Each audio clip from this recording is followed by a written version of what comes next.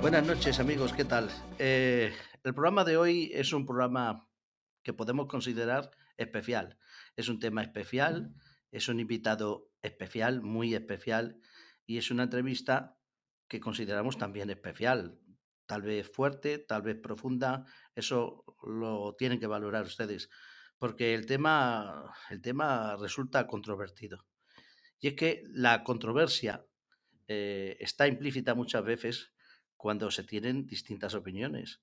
Y en el programa, la verdad es que el viajero cuántico, que está dedicado al conocimiento, está claro que la idea es generar también más de una opinión.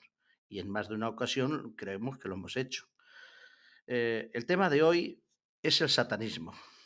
El satanismo en su amplia gama. Y no estará exento de esa controversia. Nuestro invitado, Javier Cabanilles, ha escrito un libro titulado Satanismo, Historia del culto al mal. Y de esto vamos a hablar.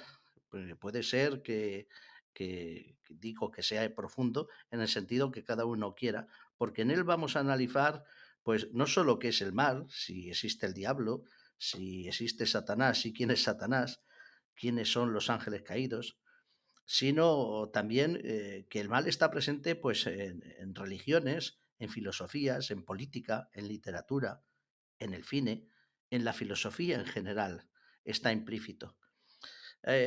Como digo, vamos a tratar muchas cosas que aparecen en su libro, incluidas las distintas corrientes del pensamiento, el nuevo orden mundial, las sociedades secretas e incluso, aunque les parezca raro, los fenómenos paranormales.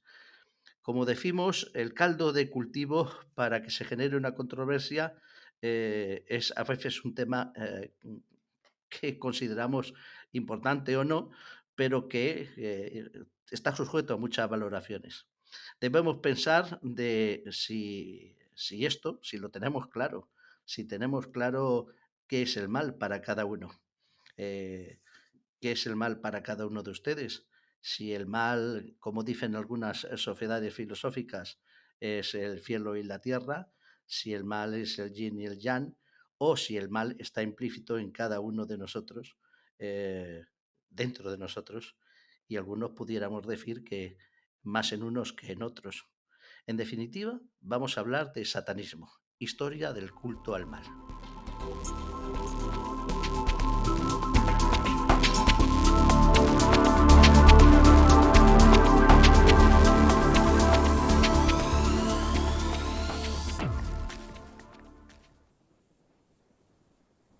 Bien, amigos, pues estamos un día más con ustedes y con un invitado, como hemos dicho al principio, de excepción, Javier Cabanilles, es periodista y desde hace más de 20 años está especializado en el estudio de los llamados fenómenos paranormales, siempre desde el punto de vista crítico y escéptico. Es autor de los libros Las caras de Belmez en el 2007, El tarot, vaya timo, en el 2009, y entre el 2009 y el 2012 mantuvo el blog Desde el Más Allá, más o menos, en el periódico El Mundo. Y entre el 2018 y el 2022 el podcast Más Allá en el digital Valencia Plaza. También fue colaborador habitual del mítico programa La Nit del Ornitorrinc, entre otros, y ponente en todas las ediciones de Spectra, simposio mundial sobre, agárrense, las teorías de la conspiración. En el 2019 ganó el premio Pérez Cobo de periodismo que otorga el Círculo Escéptico. Además, es miembro del Satanic Temple y desde su fundación de la Asociación de Satanistas de España. ¿Qué tal? ¿Cómo estás, Javier? Pues encantado de estar aquí viajando contigo cuánticamente.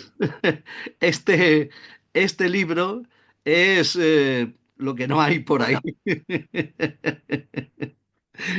Satanismo, historia del culto al mal, que es tu último libro. Ah, bueno, me parece bestial, nunca mejor dicho, ¿vale? pues, gracias.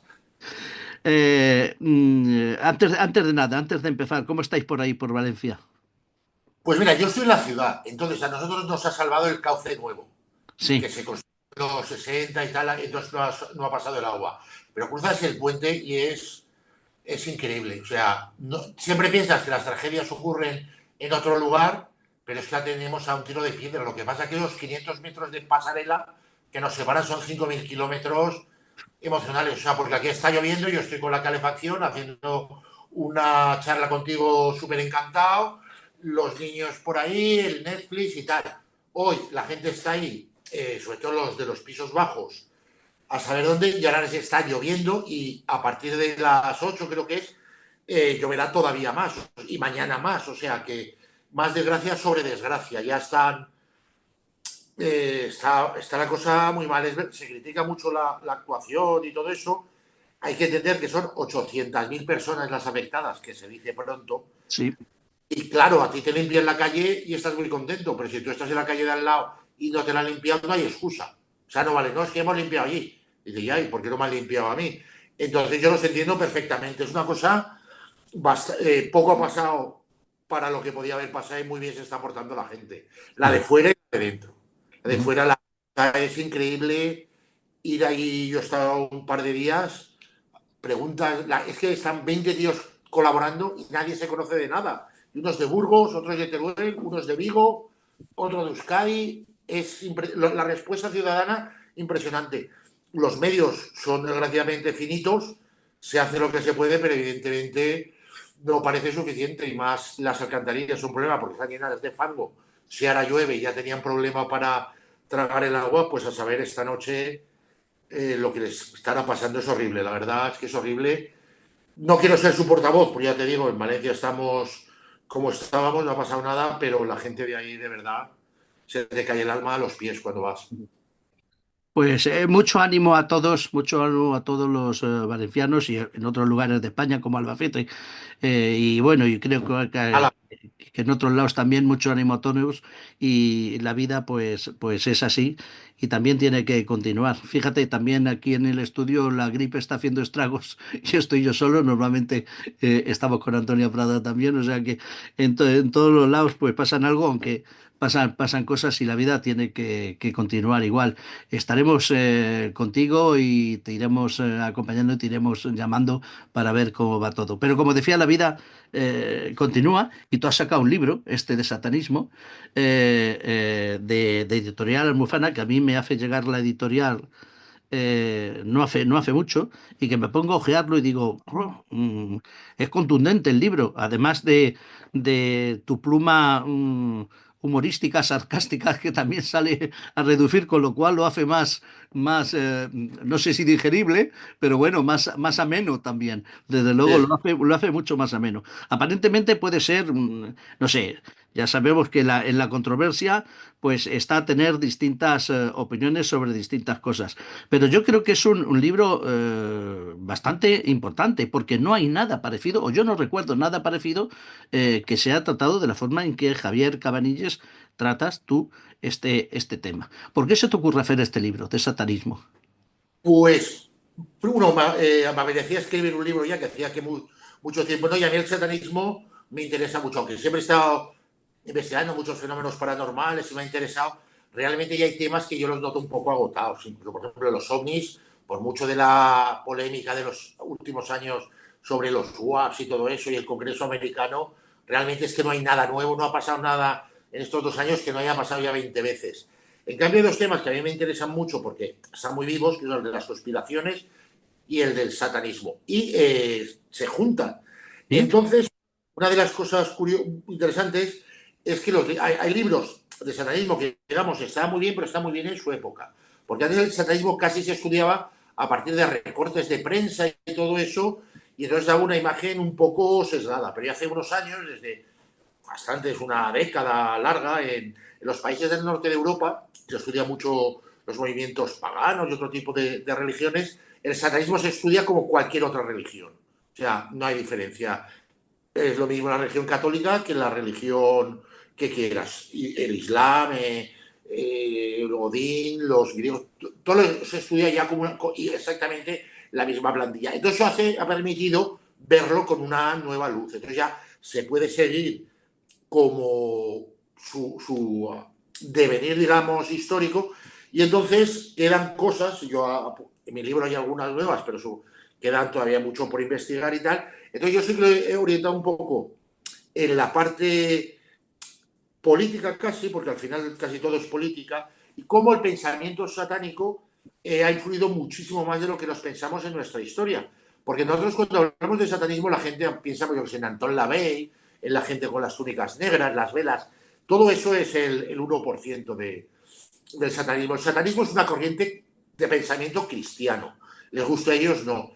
Depende, pues, de los católicos es de una forma y los protestantes es de otra, pero el satanismo, o sea, la imagen, la creencia en Satán es una creencia católica. No se da entre los judíos, no se da en el Islam, no se da en ninguna otra religión con la misma fuerza que se da dentro del cristianismo.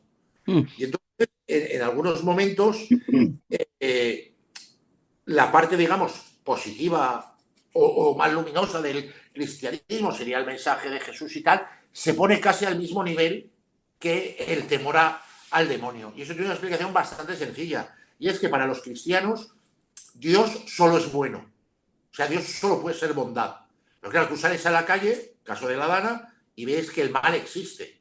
Que la maldad está, por ejemplo, ahora en Israel, por ejemplo, a quién se le ocurre llevar a un campo de refugiados, dejar que lleguen los camiones con la comida y una vez va la gente a recogerlas, bombardearlos. Y una vez los han bombardeado, los persiguen con drones. Entonces, la maldad absoluta también existe y eso no lo pueden explicar los cristianos a través de Dios. Entonces, necesitaron crear una especie de Dios malo, y luego hablaremos porque se meten en una serie de problemas, digamos, teológicos del que nunca han conseguido salir y del que nunca van a salir, para atribuirle a alguien esa maldad que no puede venir de Dios. Entonces, mucho no es que el mal es la ausencia del bien. Eso es una perogrullada que no aguanta ni un meme de Twitter. O sea, que 2000 años después sigan repitiendo esa sandez es una aproximación que puede valer para un niño de 3 años, pero la iglesia sigue con eso. Y digo porque hace 2 semanas se presentó un documental sobre exorcismos, que está un documental hecho, entre otros, por los legionarios de Cristo, tal. Había un sacerdote que lo presentaba y seguía con ese discurso, o sea, una visión absolutamente infantil. Y dentro de esa visión tan infantil necesitan un Dios malo, y ese es Satán. Bueno, a ver, vamos a ver. Yo creo que que hay dos conceptos. Uno, el de la propia religión, sobre todo el de la Iglesia Católica, el del cristianismo. Si admites que hay un Dios, es que también debes de admitir que hay un diablo. Eso se circunscribe dentro de otra idea más primordial, creo yo, que es el bien y el mal, que tú en cierta forma lo acabas de decir ahora. Si existe el bien es porque existe el mal. Y si existe el mal es porque existe el bien. ¿Es una dicotomía o no? Sí, bueno, el origen de Satán nace con esa dicotomía que es del zoroastrismo, ¿no? Que separan el bien y el mal. Pero muchas otras religiones también existen, pero van juntos. Es decir, Ujú. Set, el, que fue dios egipcio, pues, digamos, es una especie de dios malo, pero para el bajo egipcio es un dios bueno, es su dios, que es el que controla las riadas del Nilo y todo eso. Entonces, a la vez bueno y malo. Entonces, la diferencia no es que lo que dices es cierto, si hay bien tiene que haber mal por narices, pero es cómo lo ves, cómo lo plasmas dentro de tu creencia, que sería la diferencia. Entonces ya el zoroastrismo lo separa y otras religiones pues pasan un poquito más de puntillas y tal. Los judíos, por ejemplo, ellos entienden que su Dios es un Dios humano en el sentido de que pueden sentir ira y se enfada y manda un diluvio, mira, nunca mejor dicho, se lleva todo por delante y salva un animal macho y un animal hembra de cada especie y a la familia de Noé. Pues, pero no es un Dios malo, es un Dios humano, porque los humanos somos capaces de lo mejor y lo peor. Pero claro, una vez haces, como tienes, la dicotomía, es decir, el separarlo, el no considera, es cuando necesitas y aparece Satán. Si no puede ser, en otra visión no dicotómica sería lo de tenerlos juntos, que a la vez se puede ser bueno y malo, que es lo que realmente ocurre, ¿no? Porque a lo mejor nosotros somos muy buenos, pero podemos tener un día malo. O hay gente que a lo mejor es un excelente padre de familia, pero luego se dedica a atracar a abuelos. O sea, que pueden estar juntos a veces. Ujú. Bueno, de hecho, en la idea del ser humano, desde luego están, como tú dices, juntos. Lo que pasa es que en la idea de un Dios no están juntos. Claro, no, en el Dios cristiano, evidentemente, están separados. Los musulmanes también tienen un Dios que solo es bueno, pero lo separa, lo tienen de otra forma, pero no necesitan para explicarse ese Dios malo, ¿no? Y luego, por ejemplo, que Shiva, por ejemplo, es el destructor de los universos, del universo, pero también es el creador. Entonces, está todo junto también. Pero vamos, lo mires como lo mires, sí que existe esa dicotomía. A lo mejor lo que cambia es la forma de resolverla, pero la Mm. dicotomía existe. El libro como digo, Satanismo, historia del culto al mal, para mí es muy completo y tú haces un recorrido histórico por periodos históricos desde tiempos bíblicos, incluso prebíblicos, hasta lo que sería hoy en día pues las modernas historias de las películas o el cine y la moderna literatura de fantástica. O sea que haces el recorrido eso, en un amplio espectro. Pero claro, en los inicios están ligados de alguna manera, pues los más recientes, a la idea bíblica de el Dios y el diablo, y sobre todo el Dios, el Dios que, que destierra, por así decirlo, al diablo Sí. y lo hunde en los infiernos, ¿no? Y lo desecha de los cielos por su mal comportamiento. Eh, Claro, eso ha influido en nuestra sociedad y en muchas sociedades, eso y esa idea en concreto durante miles de años, ¿no? Quitarlo Claro, ahora claro. es difícil. Claro, claro, y sigue influyendo muchísimo más de lo que la gente se imagina, pero sí que es verdad que es así, que la condena al infierno, ¿no? Que es la peor de las condenas, porque a ti, por ejemplo, te podían condenar a muerte, pero si te mueres como en realidad, según la religión, estamos de paso, luego te mueres y si vas al cielo, pues mira, eso que ganas casi, ¿no? Pero claro, cuando ya te condenan al infierno, y es un terror distinto, o sea, ya te han condenado dos veces. Ujú, Eso es mucho. Entonces, claro, y esa idea está a lo largo de la historia, pero aparece en cosas muy curiosas. Por ejemplo, en la conquista de América, que no entro en la leyenda negra, cada uno creerá lo que piense, eso da lo mismo. Cuando descubren América, ocurre una cosa muy curiosa, que es en el año 1492 y es fundamental, ¿no? Porque hasta entonces se entendía de que todo el saber estaba en la Biblia. Entonces, aparte de si quiere una ruta comercial, que todo lo que quiera, América no aparece en la Biblia. Entonces ahí se plantea un problema teológico y participa el demonio y Satanás en el debate. Pues la conclusión a la que llegan es que a Satán ya le han desterrado de Europa, ya han ganado la batalla ahí. Entonces Satán se ha trasladado a América, que es una isla, que en la época de que se escribe la Biblia no había nadie, por lo tanto no tenía por qué salir. Entonces Satán se ha ido a América. Esta idea también es primero de los españoles, porque llegan antes, pero luego la heredan los americanos cuando empiezan a conquistar. Ellos creen que la población de allí está bajo el influjo de Satán. O sea, que no es que sean malas personas, sino simplemente que ellos están engañados. Los españoles pensaban que estaban engañados. Por eso no acaban exterminándolos a todos. Los primeros famosos peregrinos y los al principio ellos creen que no, que están directamente al servicio. Por eso tenían menos problemas en exterminarlo.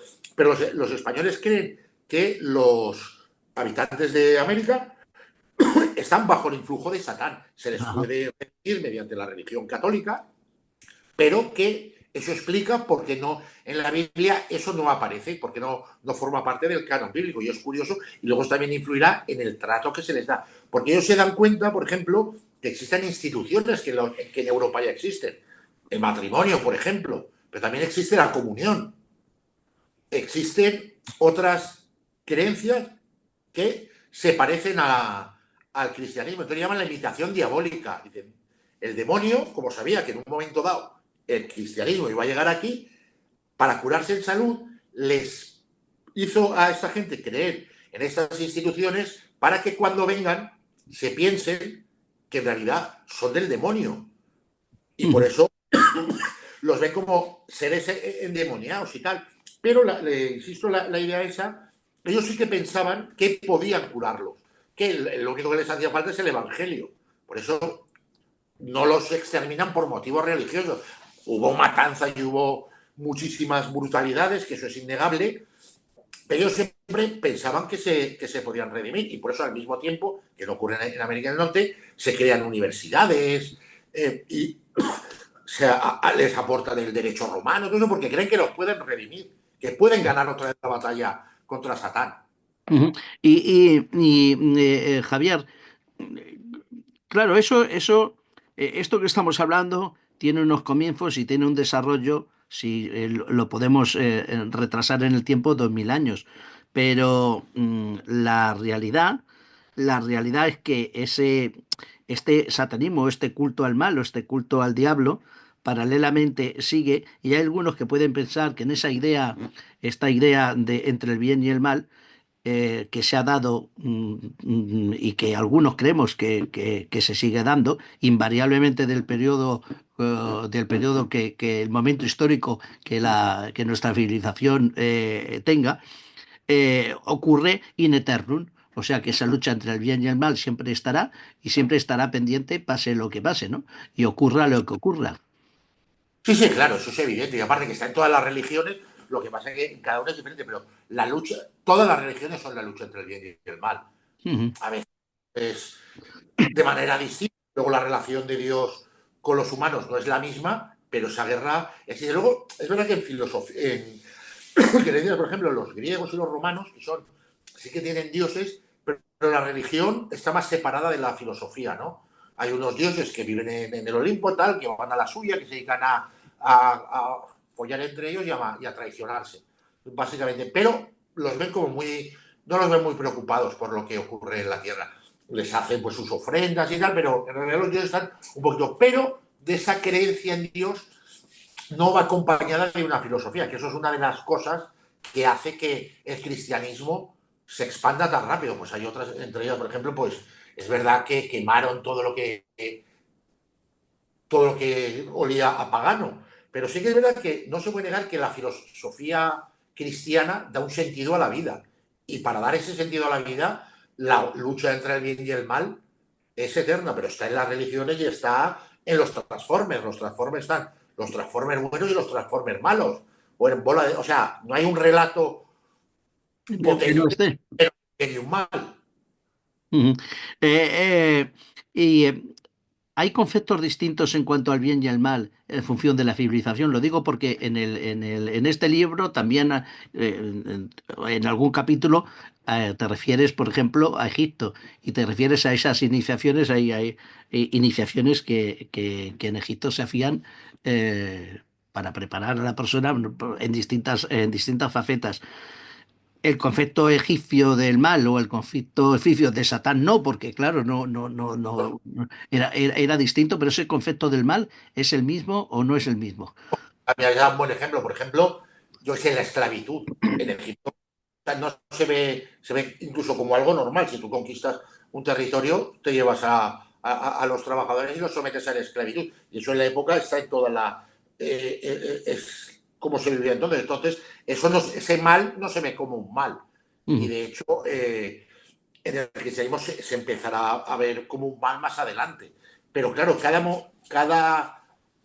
cada momento histórico tiene sus preocupaciones, sus retos, sus desafíos y no se cree igual, igual que no creemos, o los cristianos, o los católicos, no es lo mismo un católico ahora que como pudo ser un católico en el siglo I, porque el conocimiento Es era distinto. distinto, las condiciones de vida eran distintas, entonces, claro, ahí ya tenían bastante con que no se les cayeran las estrellas, ¿no? Como les pasaba a Asterix, pero ahora se ha ido refinando para ir adecuándose y modernizando. Las religiones en realidad son producto de su tiempo. Por eso Ujú. tú, cualquiera que se intente leer la Biblia y no se duerma, verá que esto no tiene ni pie ni cabeza aplicado ahora. O sea, una banda de cabreros, si empezamos de la edad de bronce, que es los que empiezan a escribir, eso ahora no tiene ningún sentido ni ninguna engancha a la realidad que vivimos ahora.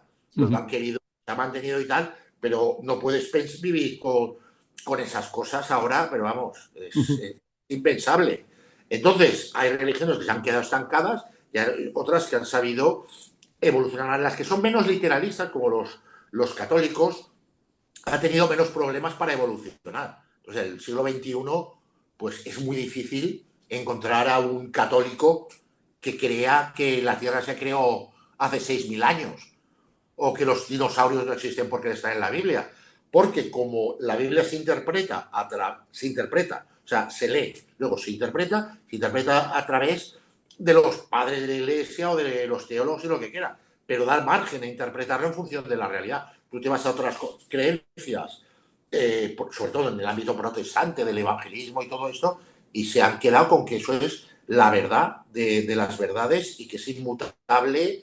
Y entonces, realmente, o los Amis, por ejemplo, los Amis me hacen mucha gracia, ¿no? Porque parecen muy simpáticos, entonces se intentan vivir como en la época y dicen, ya, pero lleváis pantalones y en esa época a lo mejor llevaban túnicas. O sea, ¿dónde pones tú el límite a decir cuándo empieza el progreso? Cuando se descubre la rueda o cuando se descubre el teléfono, cuando se descubre la televisión. O sea, ¿en qué momento decides tú que ese es el momento bíblico que, o sea, ellos han decidido que es eso? Pues entonces les ha pasado, pero porque son muy literalistas. Entonces, eso, claro, es un problema como sociedad, que también les ha pasado ahora recientemente en Estados Unidos, porque tienen un sector muy grande de gente que tiene ideas absolutamente teocráticas. Entonces es un problema. Y para esa gente, adaptarse incluso a la democracia les supone un error. Porque, hombre, yo puedo tolerar que haya gente que opine lo que sea, pero las leyes tienen que emanar de la Biblia. En España, ni el católico más recalcitrante piensa que la Biblia sea una fuente de derecho. Puede entender, es una fuente, digamos, de derecho moral, si quieres, o de conducta moral, pero a nadie se le ocurre que le apliquen los 10 mandamientos. Y hay gente en Estados Unidos que piensa que sí, que lo normal es regirse por los 10 mandamientos, sería lo propio. Ujú. Tú dices en un capítulo que el satanismo es ateo, pero bueno, dices tantas cosas en este libro. Eh, eh, la verdad es que el diablo, pueden pensar algunos podrían decirnos que de lo que trata es de convencernos de que no existe. Sí, eso es una de las historias que se dicen, ¿no? Pero yo creo que si yo fuera el diablo, tendría un plan bastante mejor, porque claro, ¿cómo te puede convencer el diablo que el mal no existe? Es complicado, porque el mal sales a la calle y lo ves. Entonces, ¿qué haría yo si hubiera sido el diablo? Pues yo me hubiera presentado como el Salvador, como yo hubiera prometido a todo el mundo la tierra prometida. Y como yo soy el diablo y sé algunos trucos de magia, hubiera convertido el agua en vino y hubiera multiplicado los panes y los peces. Entonces me hubieran recibido en Jerusalén todos con palmas. Todo tal. Y a los 2 o 3 días hubiera conseguido que todos los que me habían aplaudido me consideraran digno de la horca y les dieran a elegir entre un ladrón y entre mí y prefirieran salvar al ladrón. Entonces yo les habría creado una presión psicológica para cuando yo vuelvo, porque paso 3 días en el infierno, como bien dice el credo, estás 3 días en el infierno, y luego hubiera vuelto como el Salvador. Entonces sí que los tendría realmente engañados, porque estarían adorando al verdadero Satán, pensando que están adorando al hijo del demonio. Entonces, lo de que el gran secreto de Satán es hacer que no pensemos en él, pues es una estrategia, yo creo, bastante absurda, porque al final alguien pensaría, oye, este mal tiene que venir de algún sitio. Y Claro. si no queremos en Satán, solo podemos echarle la culpa a Dios. Entonces, tarde o temprano, sería una estrategia si el resultado fuera echarle la culpa a Dios. Si no, yo me hubiera hecho pasar por alguien, me hubiera hecho llamar Jesús y hubiera engañado a todo el mundo. Es Ujú. mucho peor. De todas formas, la frase esa se saca del contexto, pero no tanto como parece. Es de Voltaire. Y él lo que se da cuenta, y no es el único, que la Revolución Francesa, que prometía el siglo de las luces y prometía casi el cielo en la tierra, ¿no? Se llama el escatón, ¿no? Realmente lo que prometía era que mediante la razón se va a conseguir un mundo maravilloso. Entonces llega la Revolución Francesa, es verdad que consigue que en Estados Unidos tengan una guerra civil más o menos cruenta, pero vamos, al final no acaban tan mal, pero en cambio en Francia no, en Francia tienen una Revolución Francesa que dura unas semanas y luego llega el terror, que dura unos años, y luego llega la restauración. Entonces lo que dice Voltaire es que hay dentro de esas ideas maravillosas de la ilustración, hay un mal que mucha gente no quiere reconocer. Por eso dice lo del gran secreto del diablo, es que creamos que no existe.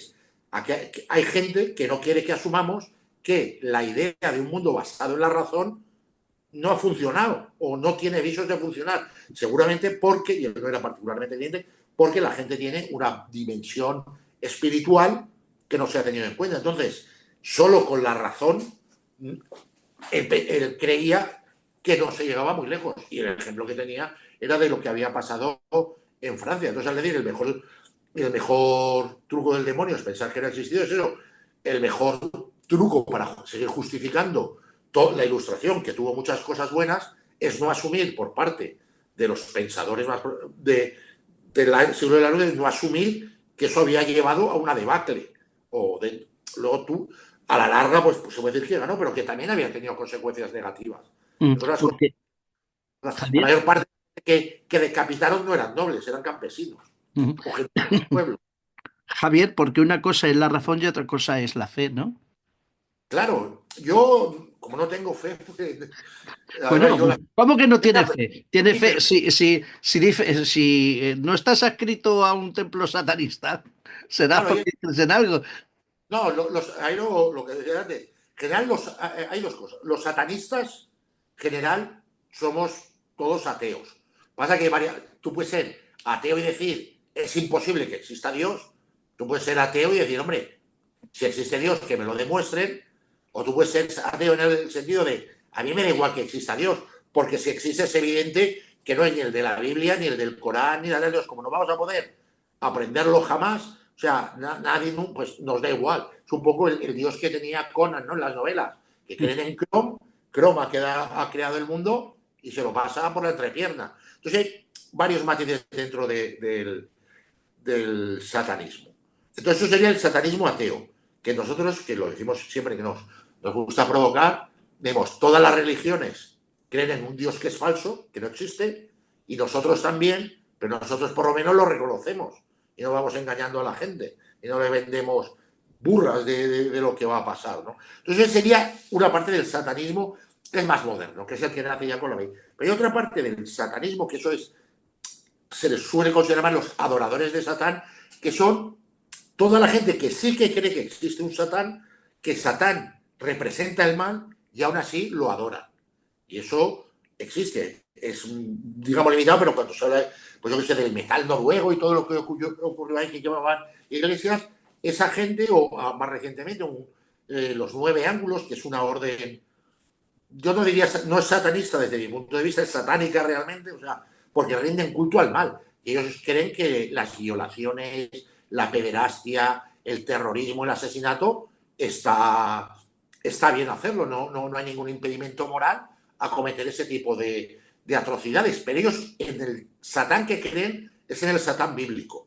Y los satanistas, o sea, los satánicos y los satanistas no creemos en ningún Satán, es más como una figura de rebeldía que evidentemente toma como referencia la Biblia, pero no creemos que no hemos sustituido a Dios por el diablo. Otros sí que lo han hecho. Los adoradores de Satán sí, pero los satanistas no. Podemos decir que los satanistas también tenéis moral y ética. Claro, es una obra humanista, sí, la verdad es que se pueden ver, por ejemplo, la iglesia de Satán tiene sus principios, el templo satánico tiene sus principios, yo diría que es una filosofía, también es una, aunque no tengamos Dios o que tengamos un Dios falso como todos, somos una religión, les guste a los demás o no. Entonces sí que hay una serie de principios que están muy influidos por el pensamiento humanista, mucho más ahora que cuando nace la iglesia de Satán, porque la iglesia de Satán nace muy como reacción contra, no tanto contra la iglesia católica o contra el cristianismo, que también, pero curiosamente es una reacción contracultural al movimiento de los hippies. Anton LaVey vive en San Francisco, los tiene en un parque que está a 200 metros de casa, todo el día fumado, todo el día follando y todo el día con la música que no le gusta. Entonces, el templo, la iglesia de Satán nace más que nada como reacción a ese tipo de vida, ¿no? De excesos y de tal. Porque el Anton LaVey en, unas cosas, es en muchas cosas conservador y en otras más progresista. Es muy abierto de mente en que cada uno es su propio Dios y puede hacer lo que quiera mientras no le cause daño a nadie, pero luego también dice, lo que no se puede decir es, todo el día drogado. Entonces él está bastante en contra del uso de la droga, sobre todo del exceso, de la gente que era incapaz de controlarse, que solo veía respuesta en eso, en estar tumbados a la Bartola, fumando marihuana y oyendo a los cansautores. A él le gustaba mucho el rock and roll y no los aguantaba, ¿no? Entonces, contra eso vamos. Pero sí, ahora sí entra, cualquiera puede entrar en el templo satánico, que principios y cosas que antes, o sea, no somos muy de poner la otra vejilla, porque no tenemos ninguna función, pero tampoco de creemos en general, o el templo no cree en los castigos excesivos. O sea, cualquier respuesta tiene que ser proporcional, no puede ser arbitraria, porque te hayan hecho daño, primero si tienes que devolver el daño, no tú directamente, o a través de la justicia, digamos que sea justa, que sea la condena proporcional, pero también defiende los principios de solidaridad, de empatía, del pensamiento racional. Javier Cabanillas, en este libro que yo lo enseño a los que nos están viendo, eh, también haces un recorrido, como digo, es muy completo, pero haces un recorrido también por las sociedades iniciáticas, las sociedades secretas, que tú conocerla muy bien, porque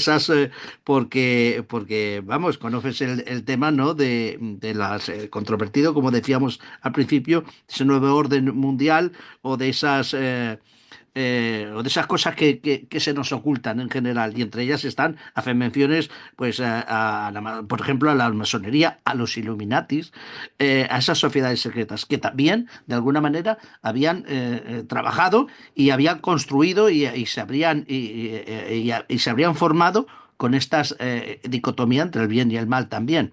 Y claro, creo que es muy acertado hablar de eso, sobre todo cuando hay sociedades secretas que directamente la podemos poner en el orden peyorativo del maligno, del satanismo maligno, ¿no? Sí, lo que pasa es que las sociedades secretas sí que influyen, digamos, a cierto modo el satanismo. No son satánicas, no. Satán juega un papel muy limitado y no están particularmente influidos ni en la masonería, ni los Illuminati, ni tal. Pero criticarles sé que se les asocia con el satanismo. Entonces la idea, por un lado, por otro lado, como estructuras a veces discretas, a veces secretas, ¿no? Sé que influye en los grupos satánicos. Y pasa lo mismo. ¿Sabes? Como este tipo de organizaciones buscan, por un lado, ser discretas y el hecho de ser discretas hace que la gente desconfíe de ellas. Es un poco Ujú. el mecanismo o la pescadilla que se muerde la cola, pero más que estar influidas por el pensamiento satánico, porque en realidad hay algunas, pues por ejemplo, la masonería es o no es muy reaccionaria o incluso en la masonería, sobre todo la francesa, ya es muy progresiva, muy progresista y está muy influida por las ideas de la ilustración. Entonces, y es a partir de la masonería que es la que influye también a la aparición del movimiento Illuminati en Bavaria. Y luego más tarde, en Inglaterra, es cuando se empieza a acusar que los Illuminati son los que han creado están detrás de la Revolución Francesa. Entonces, eso sí que los empiezan a considerar satánicos. Más que los Illuminati se consideraran satánicos, que en realidad era una banda de conspiradores de salón, que todos vivían bastante bien. Era un carajal el mundo de los Illuminati, porque no se aclaraban ni entre ellos. O sea, era una estructura absolutamente caótica, lleno de personalidades, con unos egos increíbles, ¿no? Entonces, pero luego ellos, algunos sacerdotes franceses, también ingleses y tal, les atribuyen ser satánicos por una cosa, porque no acaban de entender, y en eso se quedan solos, cómo puede haber una serie de movimientos reaccionarios si el orden divino funciona de puta madre, si está Dios, la nobleza, está la burguesía y está el pueblo llano, pues si Dios ha creado ese orden, cualquiera que intente subvertir ese orden tiene que ser por naturaleza de inspiración satánica. Pero también hay muchos filósofos conservadores, muy monárquicos de la época, que no abrazan esas teorías y que son plenamente conscientes de que la Revolución Francesa y todo eso que es una cosa explicable dentro del ser humano. Llega un momento que las estructuras del antiguo régimen ya no pueden sostenerse, porque sobre todo el empuje de la burguesía o la aparición de nuevas ideas o la ciencia, aunque todavía es muy en pañales, entonces un orden que desconocía todos estos elementos no puede sobrevivir y ha pasado a lo largo de la historia. Entonces ellos ven el derrumbe del antiguo régimen como una cosa absolutamente normal. La corrupción de los reyes, la incapacidad del rey de entender el fenómeno, porque al rey, en principio la Revolución Francesa no es contra el rey, se levanta el pueblo y es, en principio, para salvar al rey. Entonces se lo llevan a las Tullerías y si el rey no hubiera intentado huir, no lo hubieran decapitado. Pero él está horrorizado y dice, hostia, entonces me van a decir a mí lo que tengo que hacer. Y él intenta huir. Si no hubiera intentado huir, no lo hubieran decapitado y no hubieran ocurrido, no hubiera degenerado lo que degeneró. O sea que en principio la Revolución Francesa tampoco era tan antimonárquica ni tan radical. Fue la concatenación de eso. Pero eso los pensadores conservadores de la época, los ingleses, Burke y compañía y todo eso, y los franceses lo ven como un fenómeno natural que se puede explicar desde la política, la sociología y la economía, por ejemplo. En cambio, otros, normalmente suelen ser sacerdotes y tal, los que escriben son los que piensan que eso solo puede ser obra del demonio, porque es una gran herejía romper el orden institucional que existía, que estaba basado en la ley de Dios. Ujú. Sin embargo, romper el orden mundial no es una herejía, o sí es una herejía, porque tenemos un orden mundial y algunos piensan que como el diablo está, tú lo dices en la página 45, que el diablo se ha escapado, por tanto, si se ha escapado es que está suelto, estará suelto en algún lado o se habrá transformado Sí, en algún sí, político de sí, claro. turno, o ¿dónde está? Está en una estructura. O sea, digamos, los amos del mundo como tal, evidentemente como metáfora, yo estoy muy de acuerdo, pero no hay ningún grupo que domine todo el planeta. O sea, cuando hablamos de orden mundial, si darnos cuenta, nos miramos el ombligo y nos referimos sobre todo a los que controlan más o menos Occidente y intentan expandirse por otras zonas del mundo para imponer su visión de la vida. Evidentemente, los amos del mundo, con comillas, existen. Lo que pasa es que no son los señores que se reúnan en un castillo de Transilvania, en una sala a fumar puros y a planear el fin del mundo.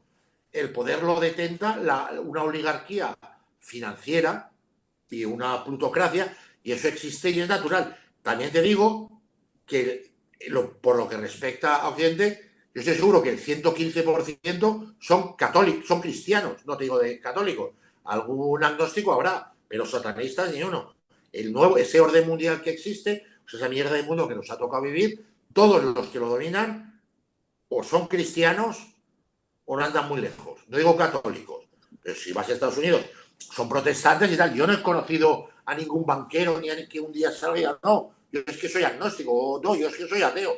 A ellos la religión les viene de puta madre porque es la que mete en la cabecita de la gente la idea, primero, de que la recompensa vendrá después de la muerte. Entonces, si sufres mucho, es mejor.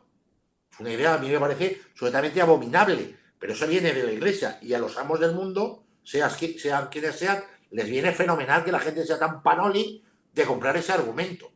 Y por otra parte, innegable que forman parte de una educación judío-cristiana y que hasta que salga alguno diciendo que no. Lo de pensar que hay un grupito de satanistas o de gente adoradores del diablo que se ponen túnicas y que hacen tal, es una visión bastante ridícula de lo que es la realidad, sin negar que la idea de... explica mucho mejor el concepto o la teoría de que existen los amos del mundo, aunque haya que matizarla, explica mejor el mundo en que vivimos que decir, no, no, vivimos en sociedades democráticas y la gente con su voto puede cambiar las cosas. Pero no, no. Es pensar que hay unas élites que dominan, que están por encima del poder legislativo, judicial, ejecutivo, pues eso es así. ¿Cuánto poder tienen? Pues es una lucha entre intentar frenarlo y ellos intentar que no los frenen. Y desde luego van a calzón quitado, ¿no? Como Errejón. No se cortan y les da igual cómo hacerlo. Pero tú, por ejemplo, como conocedor de las conspiraciones, puedes asumir, ¿no? De que algunas conspiraciones pueden estar del lado del mal o a favor de. Claro, si no, no serían conspiraciones. Una Claro. conspiración, por ejemplo, si ahora nos reunimos todos para hacerte un regalo, es una conspiración, pero es buena. Eso se llama una pronoia. Pero esos no están a favor, no es una pronoia. El que conspira es para hacer el mal. De hecho, conspirar en España forma parte del itinerario del crimen, digamos, y en Estados Unidos es un delito el hecho de conspirar. O sea, una conspiración es per se mala. Rara vez, yo no me imagino a los 10 tíos más ricos de España o los 20 conspirando para ayudar a Podemos y que consigan pasar adelante una ley que suba el salario mínimo, que obligue a bajar los alquileres. Eso es impensable. Se Ujú. reúnen para llevarse el ascua a su sardina, el ascua, pero se llevan la sartén, se llevan el carbón, se llevan el mechero y se llevan el delantal, se lo llevan todo, se lo llevan todo, evidentemente. Y entonces, ¿dónde están, Javier? ¿En el Club Bilderberg o en el G20? El Club Bilderberg está bastante acabado, la historia está un poco exagerada y el Club Bilderberg es una estructura de Guerra Fría, ya no tiene más poder que el anecdótico, la edad media debe ser, no sé, ingresó cadáver casi. El Club Bilderberg, evidentemente, es una reliquia de la Guerra Fría. El poder está pues en los grandes grupos, BlackRock, por ejemplo, grandes grupos de inversión. O sea, gente domina el mundo, tiene un poder de subir los precios a niveles inhumanos Estratosféricos. en países como España, comprando casas, comprando edificios, pum, y los pagan con lo que llevan en el bolsillo. Ahí está el mal. Pero el mal, ese mal, es una consecuencia también de un sistema capitalista, que yo no soy anticapitalista en el sentido de que entiendo que hay dentro del modelo capitalista, hay muchas formas de entenderlo, pero hay una gente que tiene unas ideas sobre el capitalismo como que es casi una religión y que pues, su mano invisible y todo, que en el fondo ellos saben que no existe y que se dedican a esquilmar a todo el que se mueve. Entonces, claro, eso es el mal absoluto. Gente que tenga miles y miles y miles de millones como el dueño de Amazon y se niega a subirles el salario mínimo a sus trabajadores y dices, tío, si es que si se lo doblas, que creo que están aquí, y se los pones a 30, sigues siendo el hombre más rico del mundo o estás en la lista de los 5 más ricos. Si es que no lo vas a notar. O sea, ¿qué mentalidad enferma, literalmente, o sea, psicopática, tiene que tener esta gente? Entonces, ese tipo de mal son... hay un libro que acaba de sacar Vicente Garrido, que es experto en psicópatas, que habla del psicópata integrado, pues eso es un nivel de psicópata. O sea, ¿cómo puedes tener, yo qué sé, 100.000 millones que no te los vas a gastar, pero en tu puta vida, aunque vivas 50 vidas? O sea, ¿qué función tiene ese tener dinero simplemente para sacarlo de la circulación, meterlo en una cuenta y que siga rentando, rentando, rentando? O sea, ¿dónde está el objetivo de ganar dinero? O sea, tú eres el de Amazon y dices, pues, págale, yo que sé, mejora a los trabajadores. No tengo que bajen los precios porque en realidad tú lo produces, tú es intermediario y dices, tío, has conseguido un sistema que hace que un señor autoedite un libro en su casa y automáticamente, un segundo, y que automáticamente pueda leerlo todo el mundo. Hay gente que ha escrito un libro, lo ha subido en Kindle, se ha empezado a leer y ahora vende millones. Tú has conseguido esas maravillas. Gente que tiene una pequeña empresa que solo podía vender en el barrio y ahora vende por todo el mundo. Tú has conseguido el seminario. Pues chicos, tírate. O sea, ¿no prefieres pasar a la historia de la humanidad como un gran filántropo? Entonces la gente se queja de Bill Gates. Bill Gates por lo menos ha hecho algunas cosas buenas. Pero hay otros y dices, Bezos, ¿qué coño has hecho tú bueno en tu puta vida con tu cara de niño que eres? Aparte, que tu negocio de Facebook se basa en un algoritmo venenoso que se dedica a esparcir odio por todo el mundo y no tienes necesidad. Es que si ya no ganaras un duro más en tu vida, o si te tuvieras que pagar $1 millón todos los días al levantarte de la cama, te morirías rico, siendo el hombre más rico del mundo. O sea, y eso no tienes que ver con Dios ni con nada, tiene que ver con que eres un hijo de puta, con Bueno, toda la letra. No no sé, sé, no sé, no sé, no sé, Javier, si me da más miedo pensar que pudiéramos estar en manos de Satán o del maligno o de psicópatas. de psicópatas, mucho peor. Me interesa otro tema que tú también en el libro de Satanismo, Historia del culto al mal, tratas y tratas porque también lo conoces ese otro mundo como es el mundo de la parapsicología. Y me interesa que me digas tu punto de vista en cuanto al maligno, al satanismo, a todo este tema que estamos comentando esta noche sobre tu libro del satanismo y la parapsicología. Pero algunos quieren ver a la parapsicología, al parapsicólogo como el satán que viene a explicarnos cosas que no deberían ser explicadas, ¿no? Y tú, lo he leído al principio, una de las cosas que tú tienes, escribiste el libro de las caras de Belmer, fíjate ya en el 2007, conoces evidentemente la fenomenología de la parapsicología, la conoces bien. Entonces, ¿cómo ligar el satanismo? ¿Cómo desvincular? Porque a mí me interesa la idea de desvincular la parapsicología, la moderna parapsicología, además la parapsicología que a ti y a mí nos gusta, que es la escéptica, que no es la que nos creemos todo, de conceptos como el mal o el satanismo, si es que se puede desligar. Yo creo que sí que se puede. El problema de la parapsicología está en el nombre, que es un concepto muy antiguo, que es para psicología, pero realmente con la psicología no tiene nada que ver. O sea, si existen fenómenos paranormales, hay que estudiarlos, igual que yo estudio el satanismo como una religión más, los fenómenos paranormales hay que estudiarlos como fenómenos naturales más. No tienen un campo propio de... No es una rama de la ciencia porque implica todo. O sea, pues si te estás hablando yo más de la telepatía, pues eso implica neurólogos. Si estás hablando de los ovnis, eso tendrán que hablar también los astrofísicos. Entonces, el problema de la parapsicología es un concepto muy antiguo de cuando las ciencias están muy divididas en ramas.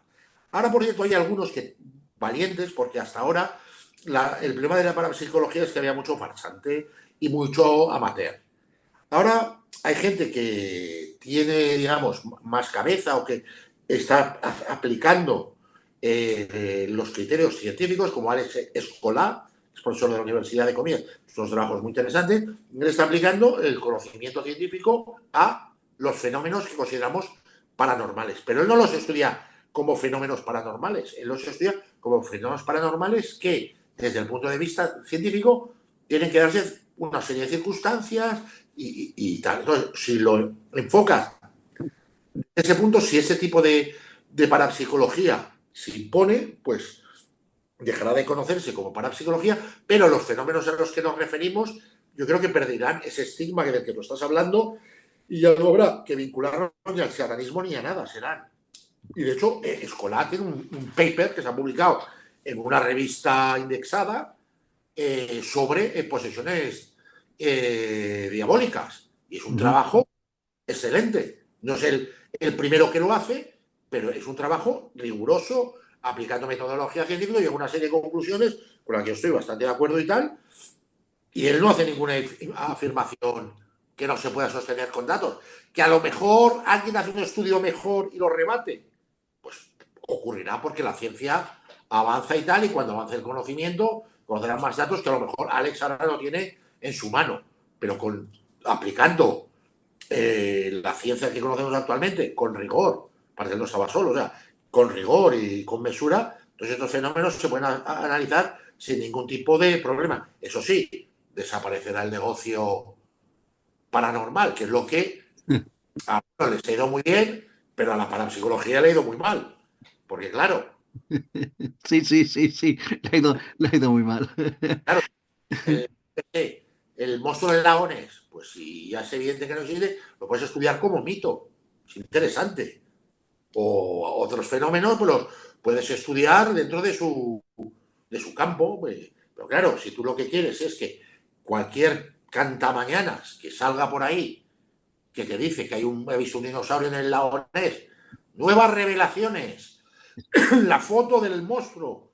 Y dices, chico, vete a cagar, ¿sabes? Entonces, eso lo hacen, eso lo hacen biólogos, si estudio lo hacen biólogos y dicen, mira, aquí no puede haber dinosaurios porque para que haya un dinosaurio tiene que haber 25, porque si no, o es el último de la especie o ha tenido que haber tal. Qué Se ha muerto. casualidad.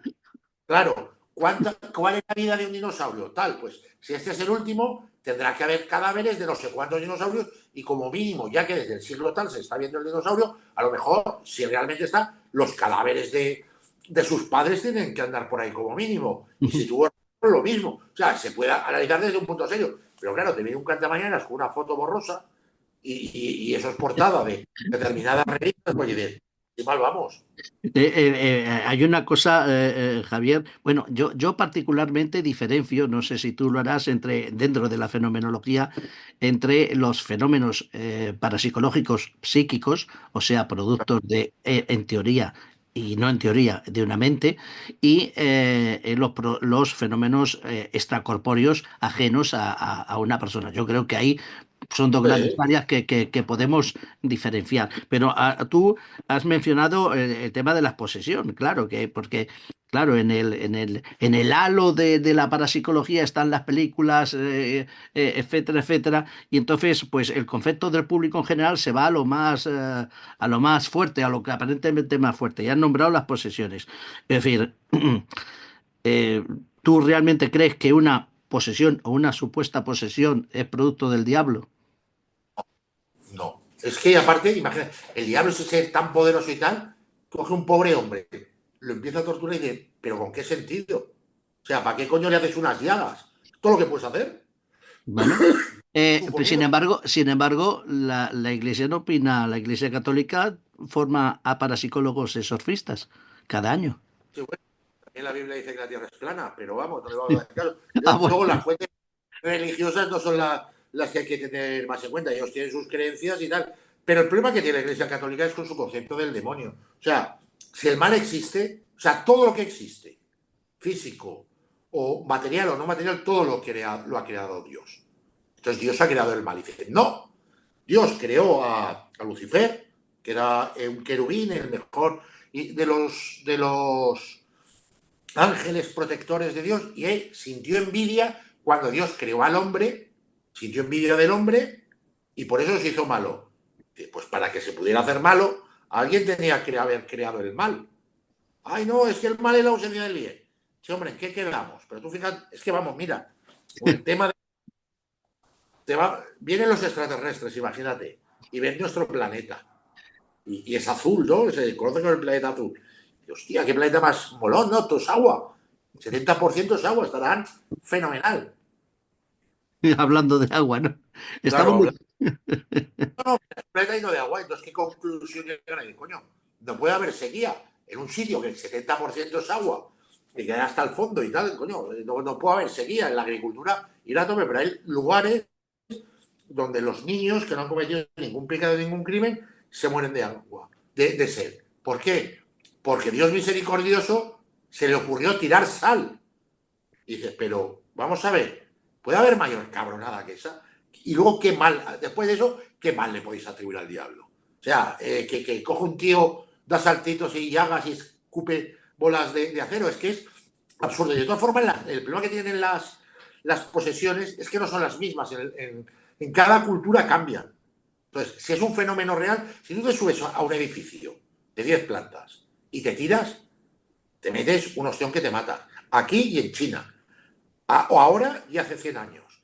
Y si te vas a la Luna, como la gravedad es otra, tú puedes calcular el daño. Y, hombre, tírate porque después de todo, como no hay gravedad, casi no hay gravedad, pues tampoco te va a pasar nada. Pues tú te tiras y no te pasa nada. Eso es un fenómeno científico. Real. Donde vayas, cuando vayas, no sé qué, la gravedad se puede calcular sabiendo la masa, tal, no hay problema. Pero que no, si es un fenómeno que cambia en el tiempo y en cada cultura, eso es un fenómeno cultural. Ya no hay otra explicación. ¿Por qué al que cree? Mira, los evangélicos, ¿no? Ahora están llegando muchos. Empiezan muchas veces la misa con un exorcismo público para expulsar al demonio de la sala. Y los exorcismos que ellos hacen, los hacen delante de la iglesia, dentro de la comunidad. Vale, y saca el demonio. ¿Por qué la Iglesia no hace eso? O sea, ¿por qué a los cristianos no se les ocurre eso? ¿Qué pasa? Que cada religión o cada creencia tiene un Dios adecuado a sus creencias.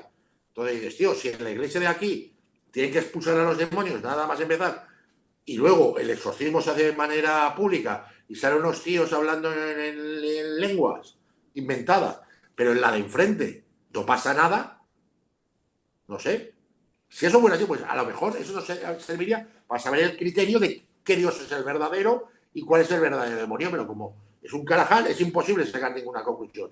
Más que es un fenómeno cultural, adecuado a cada creencia y a cada momento. Ujú. Tú tienes en la página 71, hablando de los fenómenos paranormales, aunque esto pueden estar más ligados también al tema de los sueños, hablas de una cosa de que a mí alguna vez más de una persona me ha preguntado sobre que les explicara qué son los incubos y los súcubos famosos de la Biblia. Y tú en tu libro aparece que son. Eso es una proyección, digamos, del deseo sexual y tal. Entonces son unos diablos muy...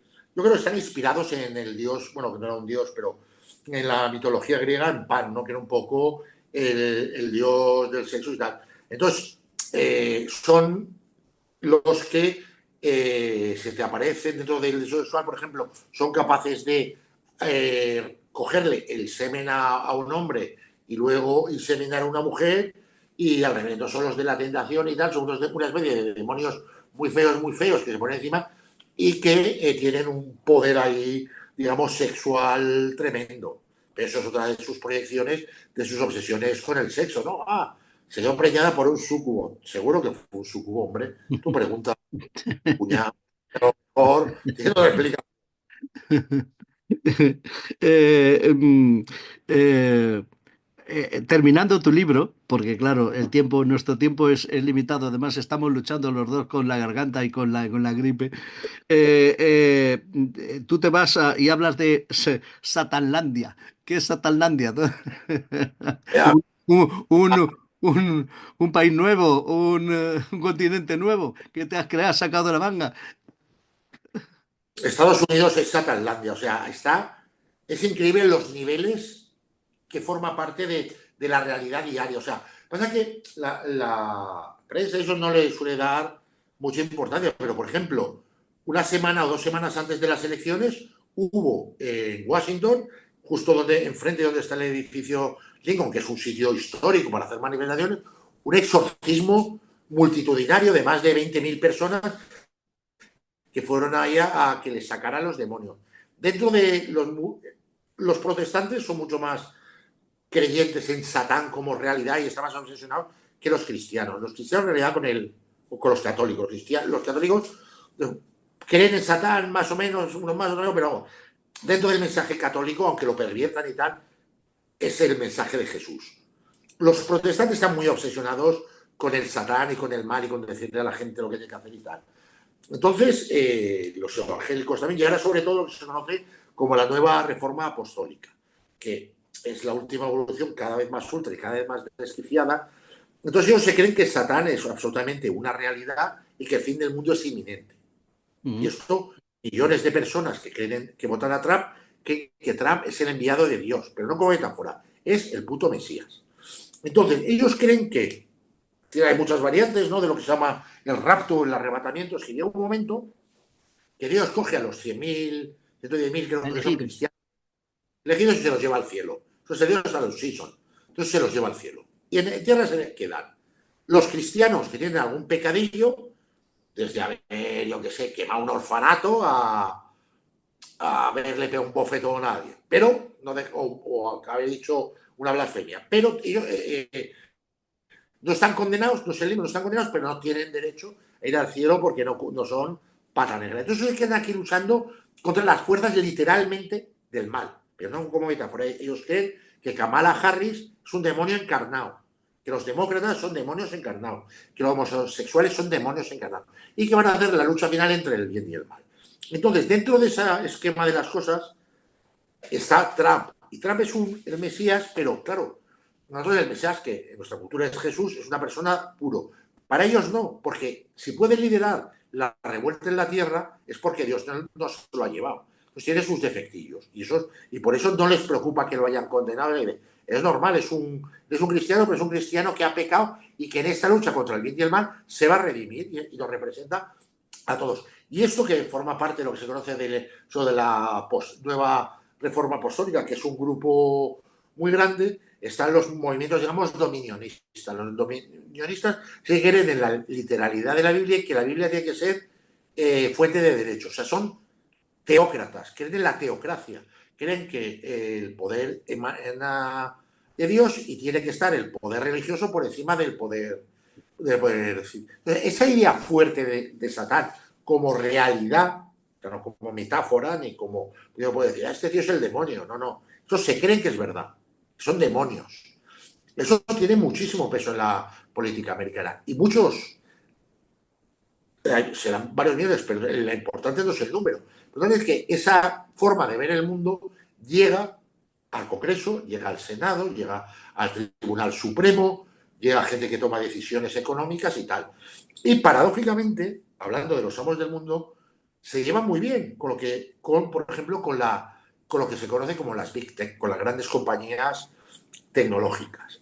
¿Por qué? Porque ese tipo de cristianos no reconoce o no da ninguna importancia al gobierno federal, porque como no emana de la Biblia, es también una construcción de Satán.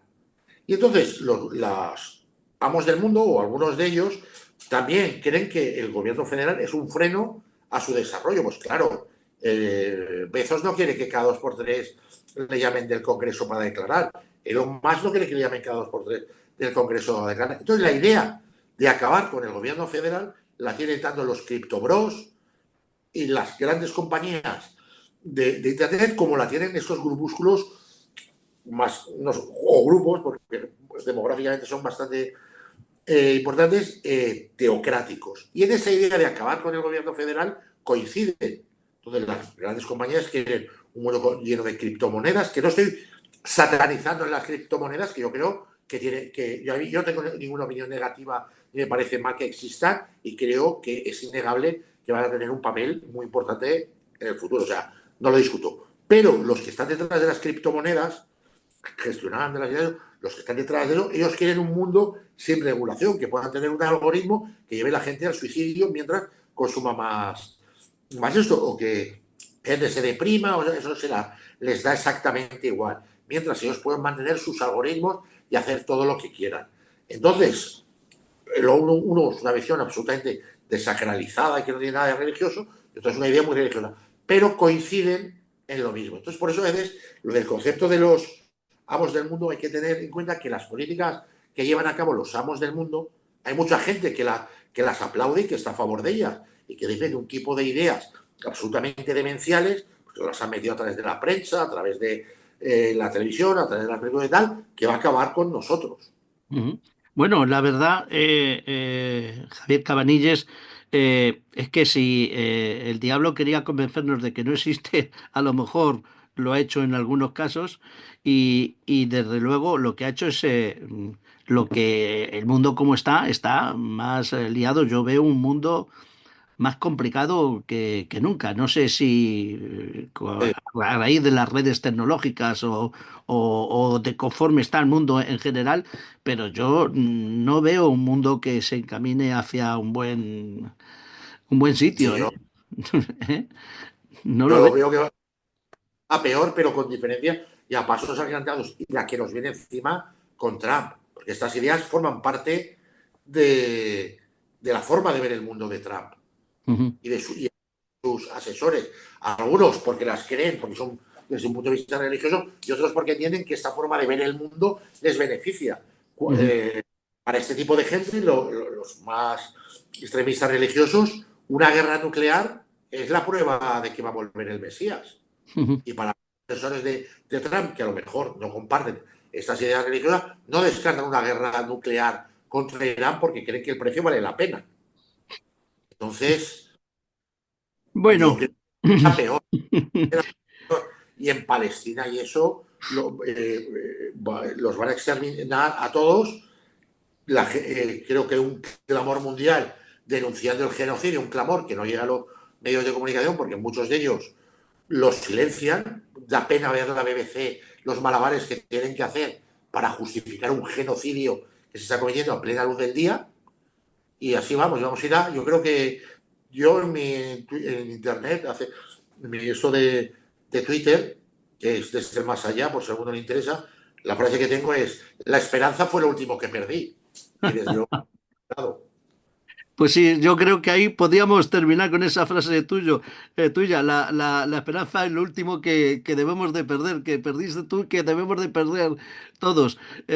Yo creo que el libro este tuyo de Satanismo, Historia del culto al mal, ha sido una excusa para hablar de muchas otras cosas que tú, que Javier Cabanilles, pues conoce.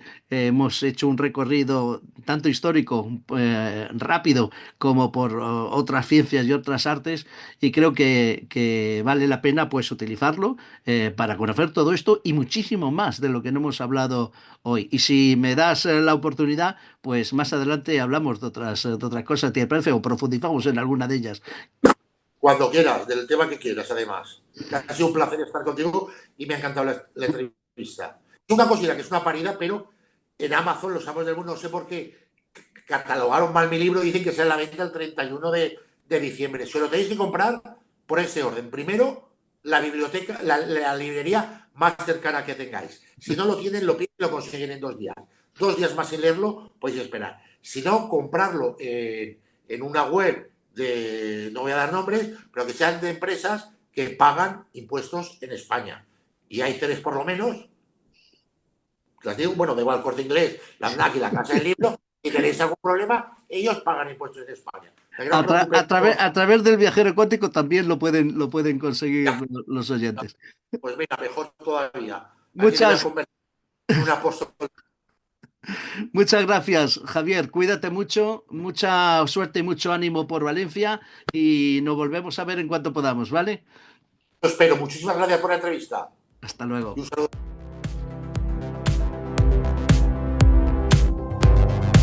Amigos, amigas, hasta aquí el viaje de hoy. Nos volvemos a ver en la próxima aventura del viajero cuántico. Gracias a todos por estar ahí.